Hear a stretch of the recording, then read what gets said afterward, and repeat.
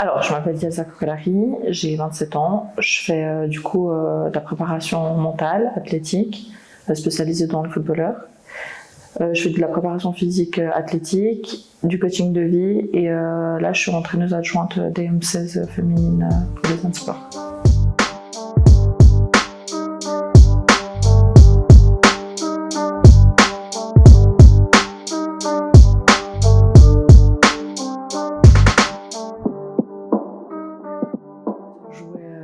À Union.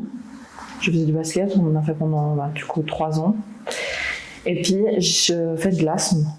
Donc j'ai commencé à regarder avec des personnels trainers pour justement pouvoir améliorer ma performance sur le terrain. Et il s'avère que pas tout le monde savait gérer les crises. Et en plus de ça, je fais de l'hyperventilation. Donc je suis en manque d'oxygène et risque de tomber dans les pommes. Donc j'ai pris un premier persononnel trainer, ça n'a pas joué, j'en ai pris un deuxième, ça n'a pas joué, j'en ai pris un troisième. Et en fait, je me suis dit que la plupart des personnel trainers ne connaissaient pas réellement les besoins de la clientèle. Parce que ils viennent, bonjour, t'as quoi comme objectif? Et puis en fait, ça s'arrête à ça. Donc du coup, je me suis dit qu'il fallait que je fasse... d'apporter en fait un plus. Et du coup, je me suis mise dans la préparation physique. Suivi du personnel trainer et puis pour couronner le tout du coaching de vie parce que il y a des moments où tu es en down et puis tu n'as pas forcément envie de t'entraîner donc ça a amené que je fasse les 3 diplômes à peu près en même temps. Du coup j'ai été diplômée partout et puis comme ça je pouvais aussi apporter un plus à mes clients. Le coaching de vie en fait c'est la gestion du stress, t'as la gestion des émotions, t'as une pratique qui est différente juste d'un aspect sportif parce qu'en fait tu t'immisces un peu dans la vie personnelle de la personne et ça permet de trouver des méthodes. C'est pas des thérapies, donc t'es pas chez un psychologue, mais ça permet justement d'avoir des méthodes respiratoires par exemple. Et puis t'as une panoplie de méthodes qui fait en sorte que tu peux apporter aussi un plus à la personne et c'est un accompagnement. La personne elle se débrouille pas toute seule, mais en fait on la force à réfléchir dans ses actions. Puis après on trouve ensemble la méthode qui convient. D'accord. Est-ce que tu as dû faire usage de ce genre de coaching toi aussi?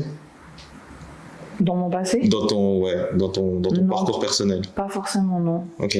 En fait c'est pas très développé. Okay. Donc il n'y a pas tout le monde qui fait forcément, qui prête attention justement à des coachs de vie ou alors des préparateurs mentaux.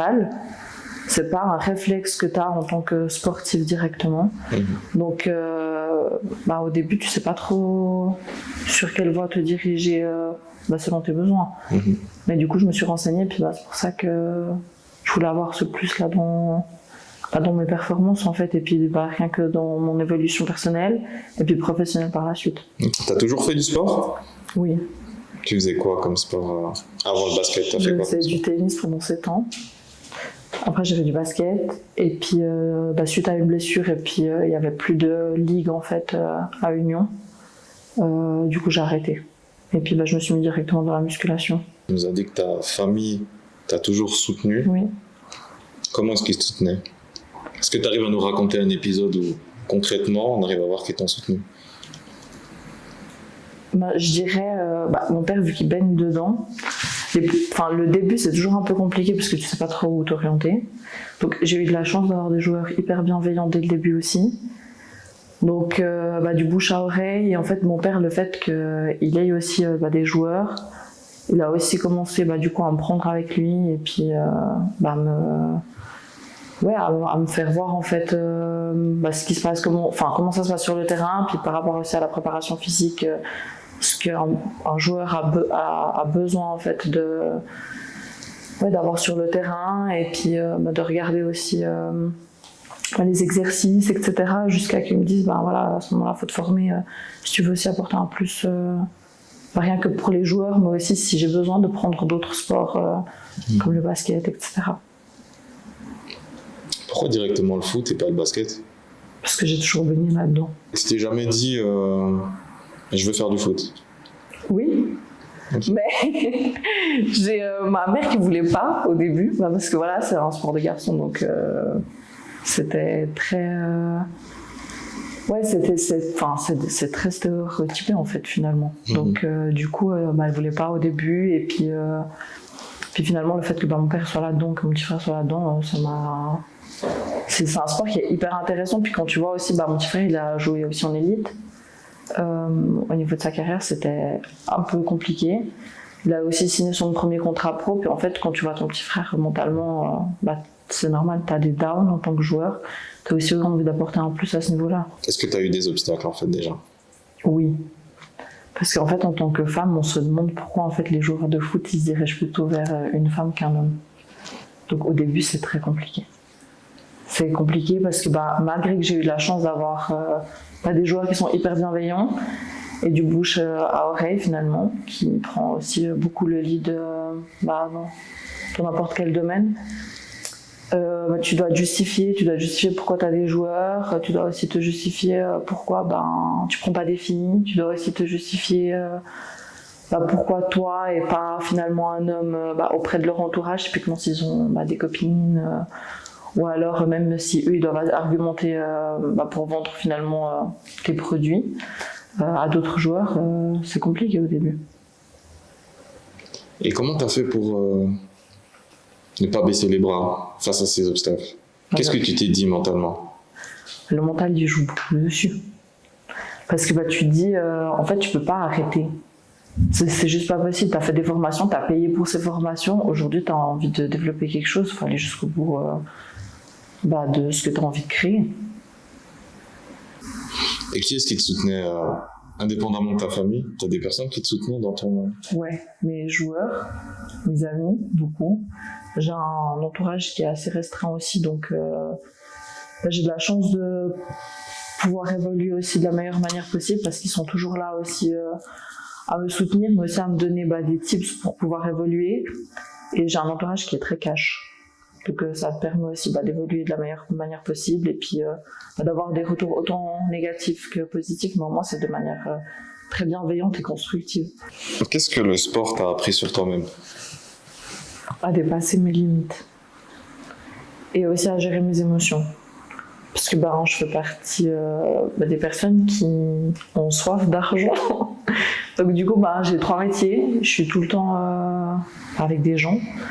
En fait, le fait d'avoir du sport dans ma vie et puis d'être, en plus d'avoir un sport qui est complètement individuel, c'est la musculation, c'est toi contre toi-même, ça permet justement d'évacuer en fait toutes tes émotions là-dedans et de dire ok, là t'es toute seule, donc ça te permet aussi de souffler un peu et puis d'être assidu dans tes objectifs finalement. Comment tu te caractérises? Je suis souriante, puis je suis hyper bienveillante dans mon, déjà de l'entourage, au niveau de l'entourage. Je suis hyper bienveillante des gens qui sont aussi besoin de moi. J'aimerais que tu nous racontes en fait un moment précis où on voit en fait que le sport a permis de te dépasser lors d'une épreuve par exemple.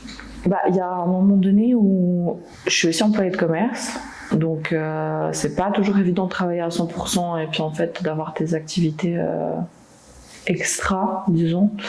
Après le travail, donc tu commences à sentir aussi une fatigue mentale, fatigue physique aussi.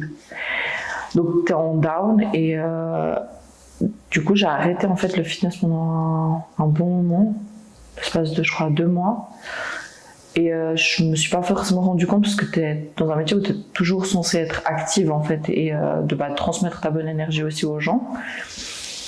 Donc je me suis pas rendu compte tout de suite, mais en fait je partais complètement down parce que c'est hyper difficile de gérer 4 métiers comme ça et puis au bout d'un moment tu te sens un peu prise au piège vis-à-vis de ton environnement et en fait du coup j'ai été à l'arrêt forcé par le médecin et j'ai repris en fait le fitness à ce moment-là parce que j'ai eu la chance aussi d'être bien entourée médicalement parlant en fait et du coup il m'a mis à l'arrêt, j'ai repris le sport le premier jour je crois de l'arrêt et en fait ça m'a relancé complètement pour 1 mois donc oui j'ai été à l'arrêt donc t'es beaucoup plus reposé aussi puis t'as du coup plus d'activités professionnelles à faire puis tu peux te concentrer sur toi-même mais on va dire que ça m'a sauvée parce que des fois t'es obligé on t'oblige en fait à prendre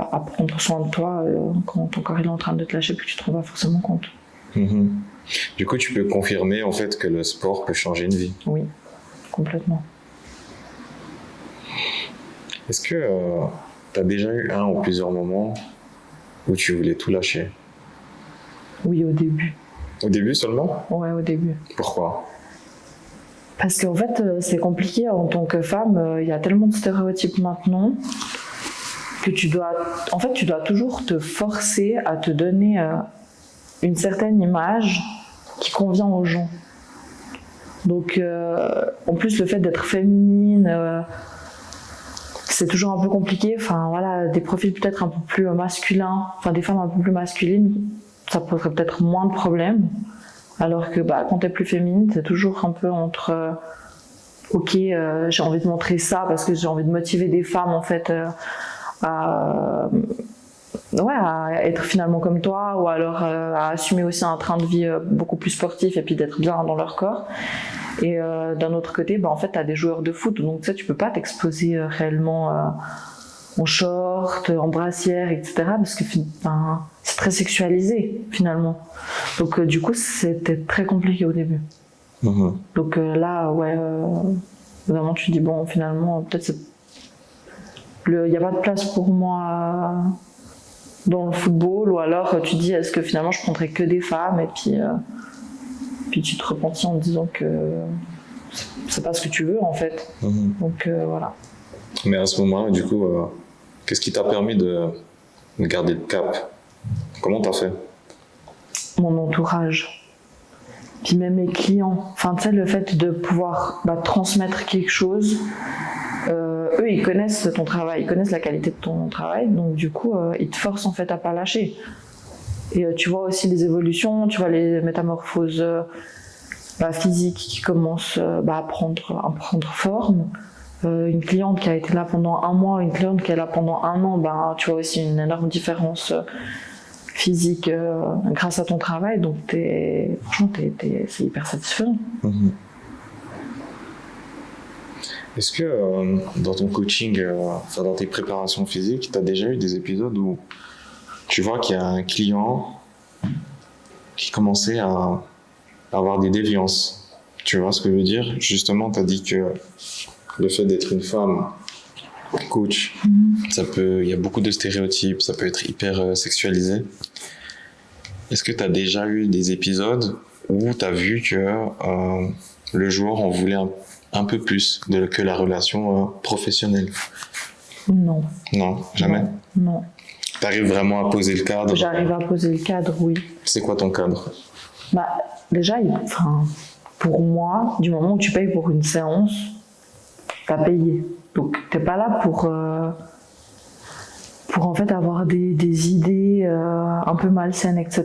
Puis c'est possible maintenant que ça soit fait peut-être derrière mon dos en ayant une intention de venir, mais c'est juste pas possible. Après, il y a beaucoup dans le monde du fitness surtout, les instructeurs de fitness n'arrivent pas à avoir un cadre parce que c'est complètement différent. Et je pense honnêtement que c'est hyper péjoratif justement dans le monde du sport football. Il y a des préjugés à cause de ça. Donc maintenant, ça m'est jamais arrivé, heureusement. mais si je sens qu'il y a quelque chose qui est hors cadre professionnel, je pourrais stopper le coaching. En remettant un cadre, ou alors le remettant à sa place, ou alors en étant cash, en leur disant que c'est juste pas possible de continuer dans des conditions comme ça. Il y a un moment où tu t'es dit, Elsa, je suis fier de toi. Oui. Quel moment? Raconte-nous, s'il te plaît. Le moment du Covid, parce que c'était hyper compliqué pour les coachs, parce qu'il y avait les restrictions de sécurité. En fait, toutes les salles, elles ont fermé. Mais du coup, les personnes entraîneurs pouvaient continuer en fait, à coacher. Donc, j'ai eu la chance, l'ancien patron de Viso qui est décédé aujourd'hui, en fait, qui nous laisse l'opportunité de pouvoir coacher. En fait, c'est là où ça a pris vraiment de l'ampleur. Il y a peut-être aussi moins de concurrence sur le marché, donc c'est clair que c'est plus attractif. Quand tu as la soif de réussir, tu te donnes les moyens et puis finalement en fait tu bouches à oreille. J'ai eu l'occasion de pouvoir assurer mon activité professionnelle à ce niveau-là. Et là je me suis dit ok, ils sont en train de prendre le tournant que j'ai envie, donc je suis fière de moi. Ça fait combien de temps que tu coaches? 7 ans, mais diplômée 6 ans. Ok. Ouais, t'as quand même un grand bagage dans le domaine. Quand tu coaches, tu cherches à transmettre quoi à tes clients ou à tes joueurs? La bonne énergie et puis répondre à leurs besoins, surtout. C'est hyper important parce que en tant que femme, du coup, dans un domaine masculin, disons, on a une autre approche, on a une approche aussi plus fine des émotions. Et c'est clair que un homme en fait dans ce domaine, il va être focalisé sur des performances physiques. Moi, je vais avoir une approche aussi beaucoup plus bienveillante et avec beaucoup plus d'empathie vis-à-vis aussi des émotions. Je vais m'intéresser à ce qui se passe sur le terrain, à la relation avec le coach, à l'intégration au niveau de l'équipe. Donc c'est tout en fait ces éléments-là qui font aussi la différence. Et ça amène aussi un état d'esprit de confiance. Parce que la personne aussi, elle voit qu'on n'est pas juste là pour la faire évoluer physiquement, mais aussi du coup mentalement, parce que c'est hyper complémentaire. Donc ouais, en fait, tu gagnes aussi en confiance à ce niveau-là. Et puis rien qu'au niveau des émotions, je pense qu'une femme, elle peut quand même t'apporter un plus parce qu'elle a plus de recul. Puis un homme, il a aussi moins d'ego. Finalement, il n'est pas en concurrence avec la personne qui est en face de lui, où il a moins peut-être peur aussi du jugement. Est-ce que tu penses que les athlètes devraient plutôt se tourner vers des coachs féminines plutôt que des masculins? Ou est-ce que ça dépend de la demande? Ça dépend de la demande. Pas forcément, parce que on a les mêmes diplômes, hein. Donc on a le même bagage, on transmet finalement la même chose. Maintenant c'est plus différent d'une femme parce que peut-être elle a des méthodes plus fines qu'un homme, mais ça dépend des demandes du joueur. Au final, toi, ton rôle, c'est pas seulement de préparer un athlète. Ce que tu veux, c'est plus un peu préparer aussi une personne en fait à la dure réalité de la vie. Oui. C'est un peu ça. Oui. Se rendre compte que t'as la vie sur le terrain, t'as tes états d'esprit, tes états d'âme sur le terrain, mais qu'à côté aussi ça compte. C'est un peu ça. Oui. C'est pour ça que je fais de la préparation mentale athlétique. Donc en fait les joueurs, on se rend pas compte parce que c'est pas juste une question de courir après un ballon. C'est rien à voir. En fait, le monde du foot, c'est tellement concurrentiel maintenant. Donc tu vas te retrouver avec peut-être 3 personnes qui jouent le même poste que toi dans la même équipe. Et en fait, c'est tes coéquipiers. Donc c'est hyper difficile mentalement. Tu es aussi amené à changer de club. Tout dépend des opportunités que tu as assez fréquemment. Tu dois donc du coup te familiariser de nouveau avec la personnalité du coach, avec la personnalité de tes coéquipiers. Tu dois de nouveau t'intégrer à une nouvelle équipe. C'est pas toujours évident. Et puis, ou alors, typiquement, le football en Espagne, c'est pas le même football qu'en Angleterre. Donc, tu dois aussi t'adapter à un nouveau jeu. Et en fait, tous ces éléments-là, ça porte des fois à confusion. Au bout d'un moment, ça fait trop d'informations et dans la tête d'un athlète, mais même dans la tête de n'importe qui, finalement, ça peut être hyper invasif. Donc, c'est hyper compliqué à ce niveau-là. Donc, c'est pour ça que je me suis formée aussi pour la préparation mentale athlétique. Et en plus de ça, j'ai eu un autre bagage parce que il y a des formations partout. Sauf que moi, je me suis mise aussi dans la psychologie sportive. Donc pour apporter justement un plus et puis pour mettre aussi les joueurs qui ont confiance surtout. Et j'ai fait exprès aussi de ne pas m'affilier à des clubs. Parce que quand tu as des problèmes avec le staff, tu n'as pas forcément confiance de venir à une préparatrice mentale qui est agréée à un club directement que de quelqu'un de complètement individuel et puis complètement externe. Les joueurs, quand ils viennent vers toi, ils te disent quoi? Quand ils te demandent une consultation pour du coaching de vie ou parce que tu fais aussi un peu de la préparation mentale en fait. Oui, je suis formée pour ça, ouais. Donc, c'est un autre diplôme en fait. Ils viennent et ils te disent quoi en fait? Comment est-ce que tu arrives à débloquer? Tu vois, parce que tu as beau être le meilleur joueur du monde, t'as beau être hyper performant, si dans la tête ça joue pas, tu vas pas réussir à performer. Tu vois ce que je veux dire? Donc en fait là j'ai une question à rallonge. C'est déjà la première question, c'est que eux, quand ils réalisent que mentalement ça va pas, qu'est-ce qu'ils viennent te dire d'une part. Et la deuxième question c'est du coup, est-ce que tu as déjà vu un joueur passer par exemple un attaquant, c'est l'exemple typique que j'ai en tête. Tu as déjà vu un attaquant qui passe il n'arrive plus à marquer parce qu'il a XY problème dans la tête, tu vois, ça peut être personnel ou que sais-je, il est de nouveau performant parce qu'il a eu un suivi avec toi. Alors la première question, ils viennent parce qu'ils sentent que mentalement ils commencent à être à bout. Au bout d'un moment, t'as demandé à ton coach ce qui allait pas, ok, t'as répondu finalement la réponse ne te convient pas. Donc ça remet peut-être un down aussi mentalement, parce que tu t'attendais peut-être pas du tout à sa réponse. Et en fait, quand ils ont atteint un certain niveau de down, au bout d'un moment, ils se disent ok, bon, je vais aller chercher plus loin. Donc en fait, ils viennent et du coup, ils exposent d'abord la première problématique. Typiquement, voilà, je suis en down parce que j'ai moins de temps de jeu sur le terrain, contrairement à ce que j'avais avant, ou alors contrairement à ce que j'avais dans un autre club. Et ça, c'est la première problématique, par exemple. Sauf que pour arriver à un certain down, c'est qu'il y a aussi autre chose qui joue pas. Donc là, mon rôle, c'est justement de savoir en fait ce qui va pas et comment lui, il sent vis-à-vis des actions. Donc en fait, tu apprends à connaître ton joueur au niveau de son caractère, au niveau de son comportement, au niveau de ses agissements face à une situation qui lui convient pas, par exemple. Et c'est des questions qui sont des fois ouvertes, des fois fermées, mais c'est des questions qui sont hyper dirigées en fait sur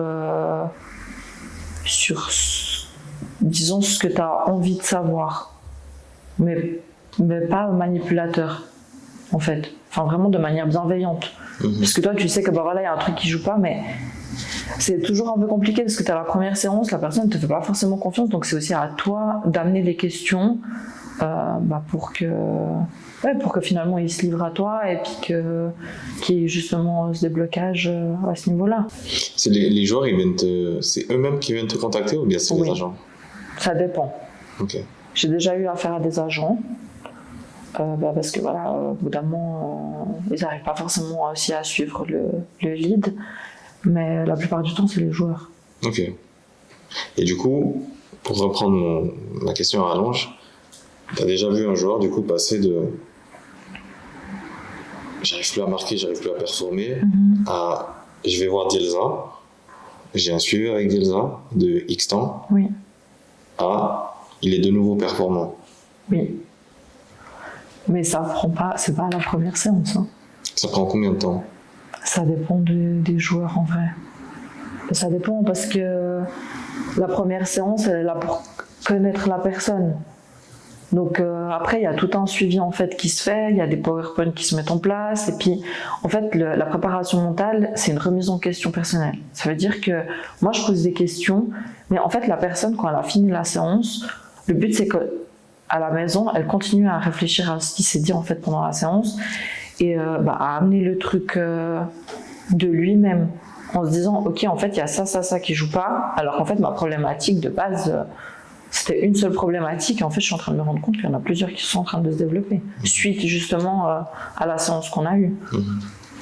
Donc, en vrai, ça dépend, ça peut prendre des fois quelques semaines, et puis tu as des joueurs qui sont des fois un peu submergés justement par leurs émotions, et au bout d'un moment, tu vas peut-être voir un souci au match d'après, parce que justement il y aura trop de remise en question et puis en fait il va pas suivre le lead en fait.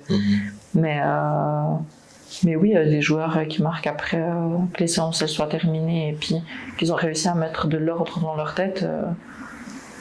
J'en ai eu pas mal.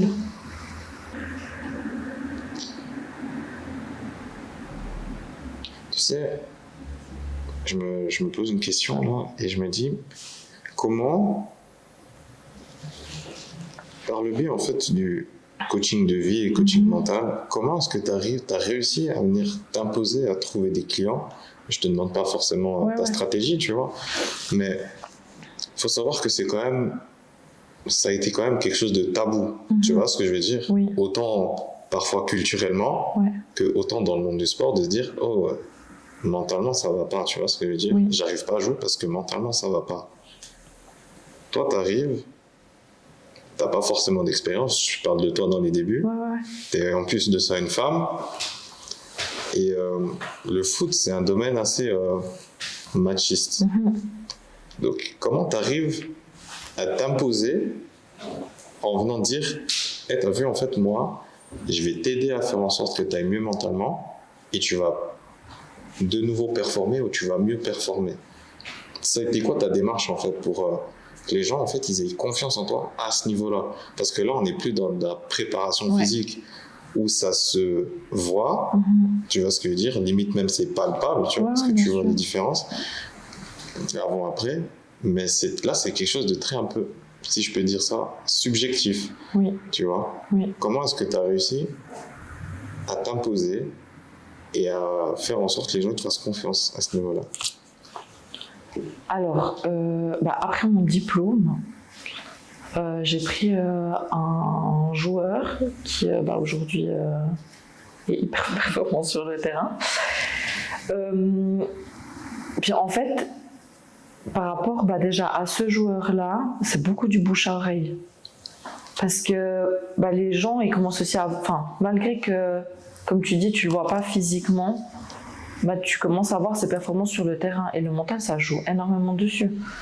Donc bien sûr que quelqu'un physiquement, il a pris du muscle, etc., il est plus imposant sur le terrain, il n'y a pas de souci.